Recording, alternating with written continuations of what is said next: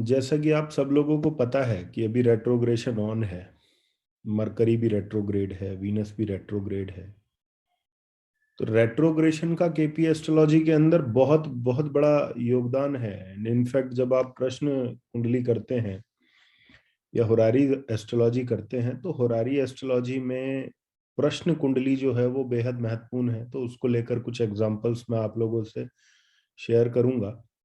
But क्योंकि आज हम बीमारी को ज्यादा डिस्कस कर रहे थे और काफी लोग बीमार भी चल रहे हैं, काफी लोग बीमार भी हुए हैं, तो प्रश्न कुंडली के माध्यम से आप ये बहुत इजीली जो है फाइंड आउट कर सकते हैं कि इस बीमारी से आपको निजात जो है वो मिलेगी कि नहीं मिलेगी।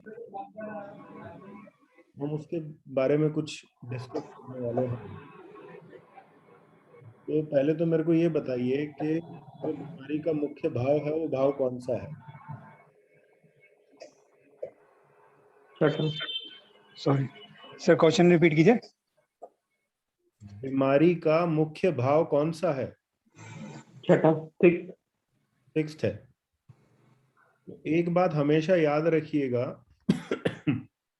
ये खुद भी आप लोग चेक कर सकते हैं, चाहे आपका अपना चार्ट हो चाहे किसी और का चार्ट हो। जब भी कभी बीमारी से राहत को लेकर कोई प्रश्न आए आपके मन में, मुझे बीमारी से राहत कब मिलेगी, तो किसी भी प्रश्न के समय ना कोई चीज कब होगी से पहले ये देखना जरूरी होता है कि क्या चीज होगी या नहीं होगी। और इस चीज को हम प्रॉमिस बोलते हैं ज्योतिष में। किसी भी इवेंट को डिफाइन करने से पहले, किसी इवेंट को जानने से पहले उस इवेंट का प्रॉमिस जान लेना सबसे जरूरी है। तो बीमारी क्योंकि छठा घर है, तो जब आप प्रश्न कुंडली बनाते हो तो प्रश्न कुंडली के समय जो आपका सिक्स्थ कस्पल सबलॉर्ड निकल कर आता है, छठे भाव का उपनक्षत्र स्वामी निकल कर आता है, वो जो नंबर्स सिग्निफाई करेगा, वो नंबर्स आपको बताएंगे कि आपको बीमारी से राहत मिलेगी या नहीं मिलेगी। तो यहां पर मुख्य रूप से आप लोग क्या देखते हैं कि जब आपको बीमारी से राहत की बात पता करनी होती है तो आप प्रश्न कुंडली बनाकर ये देखते हैं कि सिक्स्थ कस्पल सबलॉर्ड क्या सिग्निफाई कर रहा है। तो अगर वो 1, 5, 11 जैसे नंबर्स अगर सिग्निफाई कर रहा है आपके कुंडली में, प्रश्न कुंडली के अंदर, तो जाहिर सी बात है आपको बीमारी से राहत मिल जाएगी। ये प्रॉमिस है आपका तो भाई आप बीमारी से राहत पा जाएंगे। अब कई केसेस में क्या होता है कि कई लोगों की कंडीशन जो होती है ना वो बहुत डेटोरेटेड होती है, बहुत खराब कंडीशन होती है, और कई लोगों को ये डर लग रहा होता है कि यार कहीं ऐसा ना हो कि ये जो व्यक्ति है ये इस बीमारी के साथ ही साथ ना चला जाए, मतलब इसको बीमारी से राहत मिलेगी भी या नहीं। तो ऐसे केस में भी प्रश्न कुंडली आपकी हेल्प करती है। तो यदि जब आप कुंडली देख रहे हैं प्रश्न कुंडली के समय, यदि आपका सिक्स्थ कस्पल सबलॉर्ड आपको आठवां भाव जो है वो बहुत मजबूती से यदि दिखा दे, बिकॉज आठवां घर लॉन्जिविटी का है बेसिकली, और मृत्यु किस प्रकार होगी उसका भी है। तो आठवां घर लॉन्जिविटी भी बताता है और मृत्यु किस प्रकार होगी, कहाँ होगी, किस जगह होगी और किस तरीके से होगी उसके बारे में भी बताता है। तो लेकिन अगर आपका सिक्स्थ कस्पल सबलॉर्ड प्रश्न कुंडली के समय आठवां घर दिखा दे और वो ये भी नहीं दिखा रहा है कि इस व्यक्ति को बीमारी से कोई राहत मिल रही है, 5, 11 जैसे नंबर्स आपको नहीं शो हो रहे हैं, तो जाहिर सी बात है कि इस व्यक्ति की बीमारी के अंदर अंदर ही मृत्यु हो जाएगी। मतलब ये अपनी मृत्यु तो जब होगी, जब 2, 7, 12 वगैरह सब ऑपरेट करेंगे तो एमडी को देखेंगे हम कि भाई एमडी किस तरीके से काम कर रही है। बट क्योंकि यहाँ पर प्रश्न इस बात का है कि क्या ये सही हो पाएगा, तो उस केस में यदि सिक्स्थ कस्पल सबलॉर्ड ने आठवां घर दे दिया तो इस व्यक्ति की बीमारी में ही मृत्यु हो जाएगी। तो ये कुछ टिप्स हैं। इसके अलावा हम प्रश्न कुंडली से ये भी देखते हैं कि भाई डॉक्टर बदलना है या नहीं बदलना, हम ये भी देखते हैं कि दवाई बदलनी है या नहीं बदलनी, हम ये भी देखते हैं ट्रीटमेंट बदलना है या नहीं बदलना। तो बहुत सारी इंफॉर्मेशंस जो है वो आपको मिल जाती है प्रश्न कुंडली से। लेकिन प्रश्न कुंडली को लगाने से पहले आपको ये जान लेना बहुत जरूरी है कि प्रश्न कुंडली लगाने का सही समय क्या है। क्योंकि बहुत से समय क्या होता है, आपके पास जो ज्यादातर क्वेश्चंस आएंगे, मैं हमेशा कहता हूं कि ज्योतिष में क्या होता है कि ये जो ग्रह है ना, ये बहुत स्मार्टली प्ले करते हैं आपके साथ। और स्मार्टली प्ले कुछ इस तरीके से करते हैं कि अभी कौन कौन से प्लैनेट रेट्रोग्रेड चल रहे हैं बताइए मेरे को फिलहाल। मर्क्यूरी और वीनस। मरकरी और वीनस इस टाइम पर रेट्रोग्रेड है। तो सपोज करो आप में से किसी ने प्रश्न लगा लिया अभी के अभी, वह मुझे बीमारी से कब राहत मिलेगी। तो आपने देखा कि भाई मेरा जो प्रश्न कुंडली बनी उसमें मैंने छठा कस्पल सबलॉर्ड देखा, और छठा कस्पल सबलॉर्ड अभी जो प्लैनेट बन रहा है, जो भी ग्रह बन रहा है, वो या तो बुध के नक्षत्र में आ गया या शुक्र के नक्षत्र में आ गया। तो ये एक वो कंडीशन हो जाती है जो ज्योतिष में आपको परमानेंट डिनायल बोलती है। क्या बोलती है? परमानेंट डिनायल कर देती है। तो इसलिए मैं नॉर्मली हर व्यक्ति को ये बोलता हूं जो एस्ट्रोलॉजी कर भी रहा है, या जो खुद के लिए भी, जो प्रोफेशनली कर रहा है वो भी, या जो खुद के लिए प्रश्न लगा रहा है वो भी, कि जब कभी आपके अधिकांश प्लैनेट रेट्रोग्रेड मोशन में हो, दो प्लैनेट में फिर भी चलो एक पॉसिबिलिटी बनती है काफी हद तक कि आपको आंसर ठीक मिल जाएगा, लेकिन मान लीजिए 3 प्लैनेट रेट्रो हैं या 3 से ज्यादा प्लैनेट रेट्रो हैं, तो ऐसे टाइम पे आपको हमेशा प्रश्न लगाना अवॉइड करना चाहिए।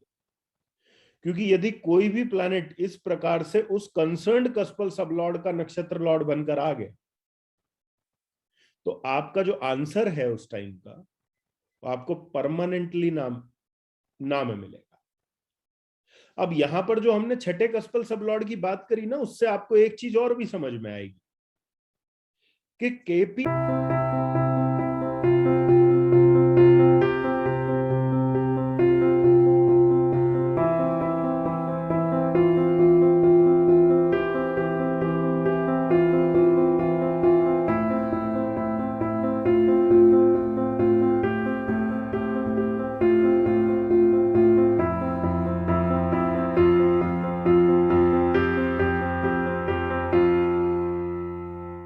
एस्ट्रोलॉजी की एक बहुत अच्छी एक ब्यूटी क्या है कि केपी एस्ट्रोलॉजी में किसी व्यक्ति के स्वास्थ्य को जज करने के लिए, ये बड़ा इंपॉर्टेंट पॉइंट है, ध्यान से सुनिएगा, कि केपी एस्ट्रोलॉजी में किसी के स्वास्थ्य को जज करने के लिए हम 2 हाउसेस को मुख्य रूप से स्टडी करते हैं। 2 हाउसेस। आप बताएंगे कौन कौन से हाउस है वो? फर्स्ट हाउस और 6th हाउस। करेक्ट। अब मैं आपसे एक बात बोलता हूं, या मेरा आप लोगों से प्रश्न है, एक व्यक्ति है जिसका फर्स्ट कस्पल सबलॉर्ड बहुत अच्छे नंबर दे रहा है, मतलब अच्छे हेल्थ के अच्छे नंबर शो कर, और जो छठा कस्पल सबलॉर्ड है वो खराब नंबर शो कर रहा है हेल्थ के, वो 6, 8, 12 जैसे नंबर दे रहा है। तो यहां मुझे आपसे जानना है कि यहां आप व्यक्ति की हेल्थ को डिफरेंशिएट कैसे करोगे?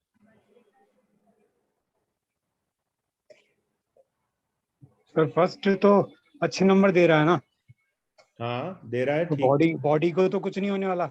वो दूसरे 6 के दूसरे जो होंगे कर्जा या दुश्मनी, उसमें तकलीफ देगा।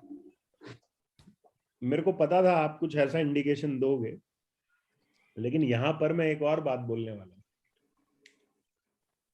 आप लोग कई दफा ऐसे लोगों को देखोगे शारीरिक रूप से, जो शारीरिक रूप से बड़े हष्ट पुष्ट हैं, मतलब आपको देख के उनको ये लगेगा यार ये कितना अच्छा बिल्ट है इस व्यक्ति का, कितना स्ट्रॉन्ग पर्सनालिटी है, सब चीजें, मतलब देखने में वो इतना दबंग लगेगा आपको कि आपको लगेगा यार इसको तो कुछ हो ही नहीं सकता। मतलब चेहरे पे ग्लो देखिए, हाथ, मतलब पूरी बॉडी जो है उस पर एक लश्चर है, एक शाइन है।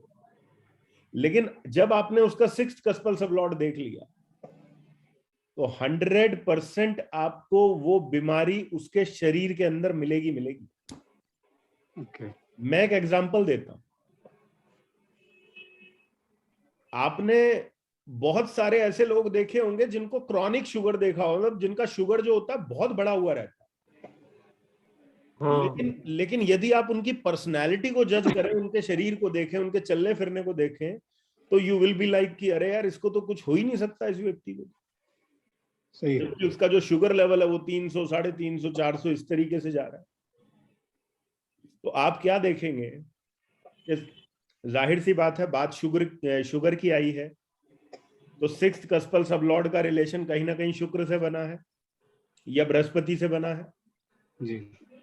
तो यदि आपके सिक्स्थ कस्पल सबलॉर्ड ने 6, 8, 12 जैसे नंबर दे दिए, तो वो जो बीमारी आपको देगा वो बीमारी को प्रोलॉन्ग्ड भी कर देगा, वो उसको क्रॉनिक भी बना देगा और वो हॉस्पिटलाइज्ड भी करवा देगा। लेकिन क्रॉनिक बीमारी होने के बावजूद भी, हॉस्पिटलाइज होने के बावजूद भी, उस व्यक्ति के शरीर को देखकर आप बिल्कुल भी ये नहीं कह पाएंगे कि ये व्यक्ति बीमार है। समझ गए बात को? तो इसमें वन इन्वॉल्व नहीं हुआ फिर भी? देखिए, वन, मैंने बोला ना कि वन तो आपके पूरे एक शरीर को दिखा रहा है। आप समझिए, मतलब एक वन जो है वो आपकी बॉडी है, फिजिकल बॉडी है। वो फिजिकल बॉडी है। इंटरनल ऑर्गन्स के अंदर क्या कुछ प्रॉब्लम चल रही है, क्या चीजें चल रही हैं, वो बहुत इंपॉर्टेंट है। मैं एक एग्जांपल देता हूं आपको, अभी के अभी मैं एग्जांपल देता हूं आपको। अपनी कुंडली का सिक्स्थ कस्पल सबलॉर्ड पता है कौन सा प्लेनेट? चेक कीजिए। सैटर्न है। सैटर्न कहां बैठा है, किस राशि में? राशि बोलिएगा, राशि, पर्टिकुलर राशि लियो। लियो। अब लियो जो साइन है वो कौन कौन से बॉडी पार्ट्स को रिप्रेजेंट करता है? मतलब लियो में कौन कौन से बॉडी पार्ट आ जाते हैं? स्टमक आ जाता है, स्टमक, हार्ट पोर्शन है ना, हार्ट पोर्शन आ जाता है, लिवर आ जाता है। लिवर। जिस व्यक्ति का सिक्स्थ कस्पल सबलॉर्ड लियो साइन में बैठा होगा, उसके शरीर के ये अपर एब्डोमेन एरिया में कोई ना कोई बीमारी 100% रहेगी, वो भले ही कितना स्वस्थ। समझ गए बात? वो शरीर से कैसा भी दिखे, लेकिन ये प्रॉब्लम रहेगी। मैं एक एग्जांपल देता हूं। जैसे मेरे पास एक कुंडली है और कुंडली को देखे, व्यक्ति को देखे, तो आपको ये लगेगा कि भाई, मतलब व्यक्ति को भी जब सामने से आप देखोगे यार ये तो बिल्कुल हष्ट पुष्ट व्यक्ति है, बॉडी मास इंडेक्स भी अच्छा है, सब कुछ अच्छा है। लेकिन जब छठा कस्पल सबलॉर्ड देखते हैं तो छठा कस्पल सबलॉर्ड बैठ गया जाकर एक्वेरियस साइन में। कौन से साइन में? एक्वेरियस। तो काफ मसल्स जो आपके होती है, आपकी जो काफ मसल्स रहती है, तो काफ मसल्स को आप कौन से साइन से जोड़ते हो? एक्वेरियस से जोड़ते हो। तो उस व्यक्ति को काफ मसल्स में इतना पेन होता है, वो बोलता है कि मेरे को ऐसा लगता है जैसे यहां पर मेरे को कोई हथौड़े मार रहा। शरीर से ठीक है, लेकिन वहां प्रॉब्लम है। समझ गए बात को? तो आप सब लोग इमीडिएटली अपनी अपनी कुंडली में सिक्स्थ कस्पल सबलॉर्ड को उठा लीजिए, उस सिक्स्थ कस्पल सबलॉर्ड की राशि देख लीजिए, और वो राशि कौन से बॉडी पार्ट को रिप्रेजेंट कर रही है वो देख लीजिए। वहां आपको प्रॉब्लम रहेगी। सर फिफ्थ और सिक्स्थ दोनों सेम हो तो प्लैनेट? नहीं, फिफ्थ को तो फिर अलग उससे देखेंगे ना हम। जो फिफ्थ कस्पल सबलॉर्ड है उसका अपना एक अलग रोल है। यहां तो बात सिर्फ बीमारी को लेकर हो रही है। ओके। यहां तो बात इस चीज की है कि हम बीमार किस कारण से होंगे। ठीक है। अब जैसे कि आज की डेट में आप सबसे डेंजरस डिजीज कौन सी मानते हैं, मेरे को ये बताइए सबसे पहले। कैंसर। कैंसर को मानते हैं? अब मैं आपको जो चीज बता रहा हूं उसको बड़े ध्यान से सुनिए। आप जितने भी कैंसर के केसेस देखेंगे, जितने भी कैंसर के केसेस देखेंगे, मैं अभी एक एग्जांपल दिखाऊंगा आपको कैंसर का, लेकिन आप जितने भी कैंसर के केसेस देखेंगे वहां पर जानते हैं किस प्लैनेट की इन्वॉल्वमेंट रहेगी? जुपिटर। जुपिटर की। क्यों रहेगी? क्योंकि जुपिटर एक्सपेंड करता है, वो एक्सपेंशन का प्लैनेट है और वो एक्सपेंड करती है। कैंसर सेल्स देखा होगा ना आपने, कैंसर सेल्स कितना तेजी से ग्रो करती है। तो वो जो ग्रोथ है वो जुपिटर की हो गई।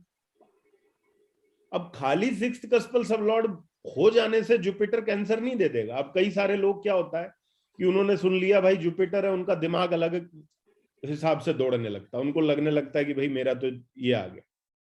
और उसमें क्या है कि आधी अधूरी जो उनकी इंफॉर्मेशन है वो कहीं ना कहीं उनके दिमाग में ऐसा एक भय क्रिएट कर देते हैं, उनको लगता है अगला शिकार तो ही बनेगा। ठीक है, इनफैक्ट मेरी खुद की कुंडली में 6th कस्पल सबलॉर्ड जुपिटर है। लेकिन ये कैंसरस कब बनाएगा चीजों को? ये कैंसरस तब बनाएगा जब आपका जुपिटर 6, 8, 12 को सिग्निफाई करेगा, स्ट्रांगली सिग्निफाई करेगा। अगर उसने 6, 8, 12 को सिग्निफाई ना करके मान लो 6 को सिग्निफाई कर दिया, या लेट से 8 को सिग्निफाई कर दिया, और साथ में उसने हेल्थ के भी अच्छे नंबर दे दिए, लाइक 1, 5, 11 दे दिए, तो यदि उसने 6 सिग्निफाई किया तो जाहिर सी बात है आपको जुपिटर संबंधित बीमारी अवश्य होगी, ये बात पक्की है। तो हो सकता है जब आप अपनी टेस्ट रिपोर्ट्स लें या फिर अपना वो चेक करवाएं तो आपको कोलेस्ट्रॉल जो है वो बढ़ा हुआ मिले, या फिर लिवर में छोटी मोटी जो प्रॉब्लम है वो आपको देखने को मिले। तो ऐसा नहीं है कि आपको कोई प्रॉब्लम नहीं फेस करोगे, लेकिन ये है कि जितना ज्यादा नेगेटिव हाउसेस रहेंगे उनकी इंटेंसिटी जो है उतनी ज्यादा बढ़ जाएगी। ठीक है, तो आपको बीमारी को देखते समय या बीमारी को वो करते समय आपको ये देखना है कि आप 6, 8, 12 पर फोकस कर रहे हैं, 1, 5, 11 को देख रहे हैं, एंड उसके आधार पे फिर आपने जस्टिफाई करना है कि ये बीमारी जो है वो किस प्रकार का रूप लेगी। तो यहां पर कुछ एग्जाम्पल हम करेंगे।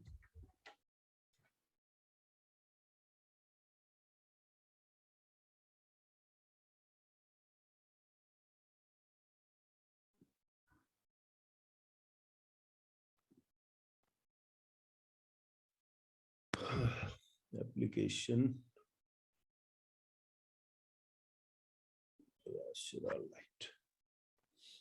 अच्छा, ये जो पर्टिकुलर हाउस है, ये मैं आप लोगों को एक चीज और बता दूं कि ये पर्टिकुलर हाउस, छठा जो घर है, ये कहीं ना कहीं केपी एस्ट्रोलॉजी के अंदर इसका इसकी जो अहमियत है वो मैं ये कहूंगा कि आज के मॉडर्न डे लाइफ में, जो आज के डेट में हम सब लोग जो जीवन जी रहे हैं, उसमें शायद सबसे ज्यादा अहमियत है इसकी। ठीक है, अभी हम बात करेंगे उसके बारे में। तो ये मैं एक एग्जांपल चार्ट आप लोगों को दिखा रहा हूं जो कैंसर पेशेंट का है, इसको जरा देखिए आप लोग। ये कुंडली दिख रही है आप लोगों को? Yes sir. yes.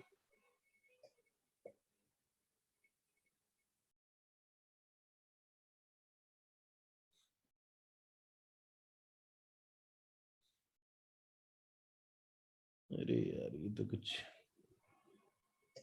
प्रॉब्लम ज्यादा हो रहा है।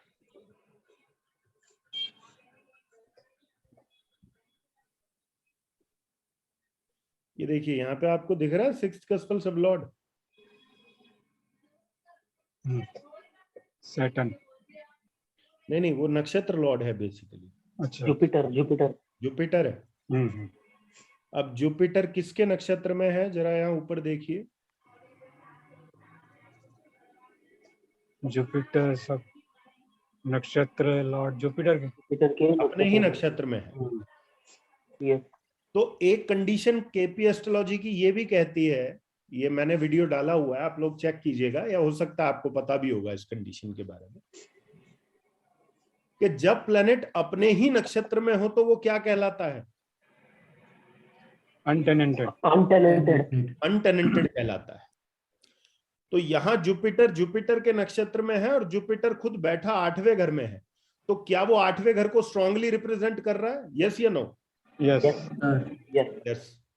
तो एक बात पक्की है कि इस व्यक्ति को जो ये जुपिटर बीमारी देगा, उसका जो एक रूप रहेगा वो क्रॉनिक रहेगा जी। ये बात हो गई क्लियर? अब जरा यहां पर नजर डालिए ये कस्पल सबलॉर्ड टेबल पे, कि जुपिटर आपको कस्पल सबलॉर्ड कौन कौन से घरों का दिखाई दे रहा है बना हुआ, चेक कीजिए। 6 6 और 12। 1, 6, 6 12. and 12। अब आपसे एक नियम पूछता हूं और फिर आप बताइएगा कि इस नियम की जानकारी आपको है या नहीं। जब कोई अनटेनेंटेड प्लैनेट किसी भी भाव का उप नक्षत्र स्वामी बनता है तो वो उस भाव को बहुत स्ट्रांगली जागृत करता है। यस या नो? Yes sir. तो आप एक बात बताइए मेरे को कि जुपिटर के पास 8वां नंबर था जी, 6ठा नंबर आ गया, आ गया, 12वां आ गया, एक भी आ गया, एक भी आ गया, शरीर भी साथ ले लिया, बीमारी भी साथ ले ली, क्रॉनिक भी ले ली, हॉस्पिटलाइज भी करा दिया, कैंसर दे दिया। ये बर्थ चार्ट पर आ गया। ओके। लेकिन एक चीज मैं आप लोगों को बहुत क्लियरली बता दूं कि एस्ट्रोलॉजी के अंदर कभी भी जजमेंटल नहीं होना है। जजमेंटल इन द सेंस, आप में से बहुत से लोग ऐसे होंगे जो इसको देखेंगे और उनको आधा भय तो इस बात का हो जाएगा, भाई मेरा भी 6th कस्पल सब लॉर्ड जुपिटर है तो मेरे को भी यही प्रॉब्लम ना हो जाए। तो मैं आपको बता दूं ये कैंसर का एक पैरामीटर है जो अभी हमने डिस्कस किया। इसके अलावा ये क्रॉनिक लिवर प्रॉब्लम्स भी दे सकता है। सर लंग्स का भी दे सकता हूँ? लंग्स का नहीं देगा। नहीं, लंग्स का जुपिटर क्यों देगा? ब्रीथिंग से रिलेटेड है ना? मैं समझ गया, ब्रीदिंग से रिलेटेड है, लेकिन लंग्स के केस में जुपिटर नहीं आएगा ना मेरे भाई, मरकरी भी आएगा, क्योंकि वो रेस्पिरेटरी सिस्टम आ गया वहां पर आपका। ओके। हाँ, और रेस्पिरेटरी सिस्टम आ गया। जो भी चीज आपके रेस्पिरेशन से, मतलब जुपिटर प्राणवायु है, ये बात पक्की है, ऑक्सीजन है आपकी। तो कहीं ना कहीं ऑक्सीजन लेवल में प्रॉब्लम आती है। जब कभी जुपिटर 6th कस्पल सब लॉर्ड बनेगा तो आपको वो प्रॉब्लम रह सकती है, स्कार्सिटी ऑफ ऑक्सीजन।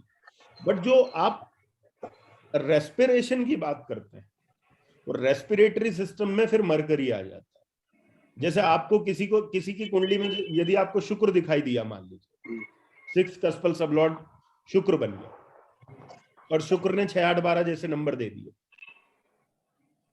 तो आप जानते हैं कि कौन सा प्रॉब्लम मेजर हो सकता है इसको?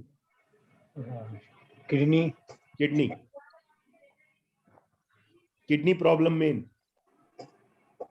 ठीक है, तो ये जो चीजें हैं, लेकिन मैं फिर बोलता हूं कि कभी भी डायरेक्ट कंक्लूजन पर मत आइएगा। उसके 2 रीजन है। पहली बात तो कि केपी एस्ट्रोलॉजी में जितने भी आपके कस्पल सब लॉर्ड हैं ये टाइम सेंसिटिव है। टाइम सेंसिटिव मतलब कि ये आगे पीछे थोड़ा भी हो गए तो आपका कस्पल सब लॉर्ड बदल जाएगा।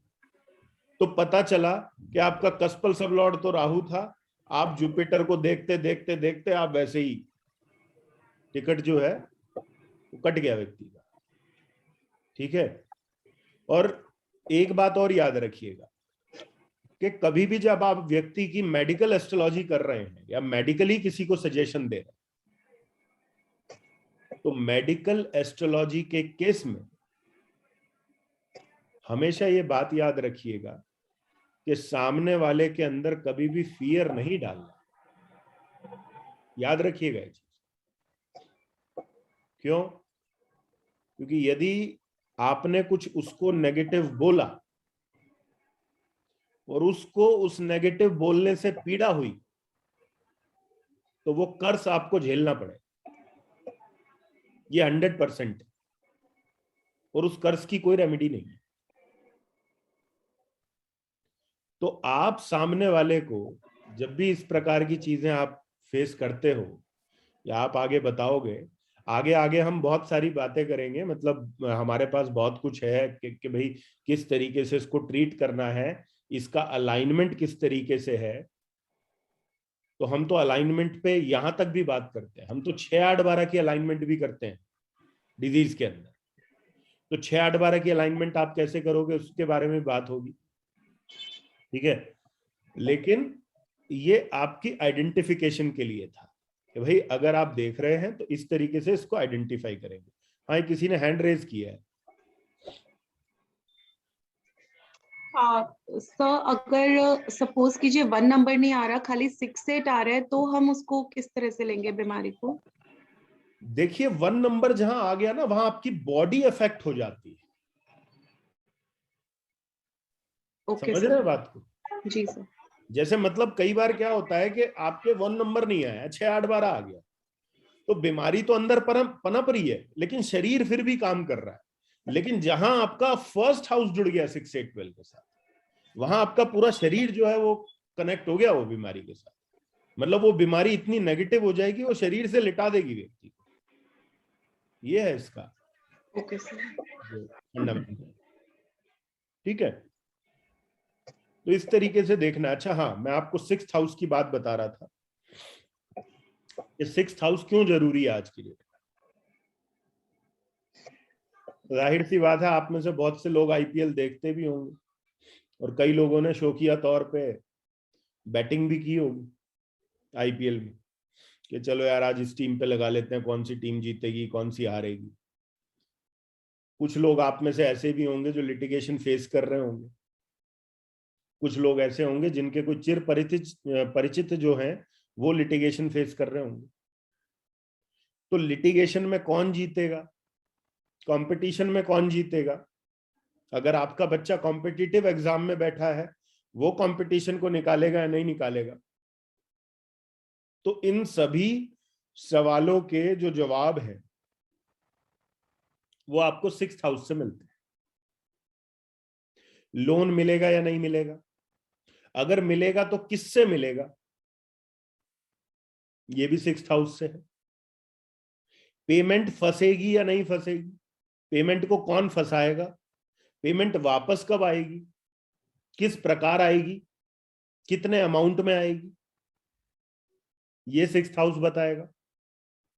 अब कई लोग ये बोलते हैं, ये बड़ा कॉमन क्वेश्चन है, हो सकता है आप में से भी किसी का हो, ये बहुत से एस्ट्रोलॉजर्स का तो ये बहुत कॉमन क्वेश्चन, और एस्ट्रोलॉजर इस बात को बोलते हैं कि भाई हम पैसे नहीं मांग पाते। भाई उपाय तो दे देते हैं, सर्विस भी दे देते हैं, लेकिन हम पे पैसे नहीं चार्ज होते, हमें पैसे मिलते नहीं। ये कौन से हाउस की प्रॉब्लम है जानते हैं? पैसे ना ले पाना। ये भी 6th हाउस की प्रॉब्लम। अब क्यों ऐसा क्यों होता है, जरा सोच के देखिएगा कि केपी एस्ट्रोलॉजी के अंदर ना, मतलब केपी एस्ट्रोलॉजी की एक सबसे अच्छी बात क्या है कि आदमी की कॉमन सेंस के साथ में ये बहुत अच्छा काम करती है। मतलब अगर किसी के अंदर कॉमन सेंस भी है, वो भी केपी एस्ट्रोलॉजी के अंदर बहुत अच्छा काम कर लेगा। क्यों कर लेगा, उसका मैं एक उदाहरण आपको देता हूं। यदि आप किसी को सोल्यूशन देते हैं तो सोल्यूशन कौन से भाव से देते हैं? 5th। 5वें घर से। तो जाहिर सी बात है, अगर आपके सॉल्यूशंस लोगों को बहुत रास आ रहे हैं, बहुत काम कर रहे हैं, इसका मतलब आपका कौन सा भाव बहुत स्ट्रांग है? 5th house. और जाहिर सी बात है कि अगर 5th हाउस आपका बहुत स्ट्रांग हो गया तो उसने किस हाउस को वीक कर दिया? 6th को। तो पैसे कहां से मिलेंगे? कॉमन सेंस है, समझ रहे हैं? तो ये जो छोटे छोटे क्वेश्चंस हैं, जो छोटे छोटे जो डाउट निकल कर आते हैं, इनको केपी एस्ट्रोलॉजी बहुत अच्छे से क्लियर कर देती है। आपको मशक्कत नहीं करनी पड़ती। इसके लिए भी कर्मा होगा ना कुछ, नहीं तो पैसे कैसे मिलेंगे? नहीं, मैं आ रहा हूं ना, उस पे भी आता हूं, उस पे भी आता हूं। मैंने क्या कहा कि हमारे पास तो अलाइनमेंट हर चीज का है, कोई भी भाव हो उसका अलाइनमेंट हम कर सकते हैं। जैसे मैं एक बड़ी सिंपल सी बात बोलता हूं, जब आप बिजनेस के केस में जब आप पढ़ोगे तो बिजनेस का हाउस कौन सा होता है? 7th। जब आप लोग इस चैप्टर पर आओगे तो आपको एक बड़ी अनोखी बात पता चलेगी। वो अनोखी बात क्या होगी, उसका एक हिंट देता हूं मैं आपको। आपको पता है बिजनेस के लिए सबसे इंपॉर्टेंट हाउस कौन सा है? सेवंथ। बिजनेस के लिए सबसे इंपॉर्टेंट हाउस थर्ड हाउस।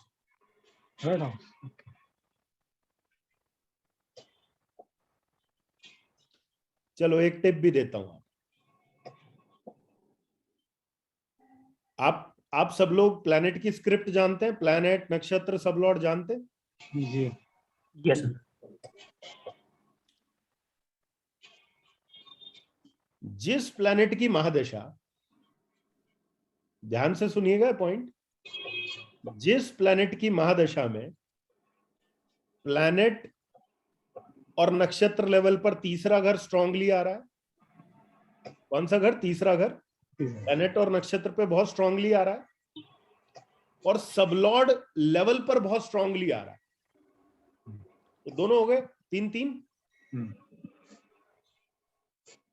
आप चेक कर लीजिएगा, अगर उस महादशा से पहले आपके पास 10 कस्टमर आ रहा था, इस महादशा के शुरू होते ही वो कस्टमर 10 से बढ़ के 20, 20 से 30, 30 से 40, 40 से 50 हो जाए।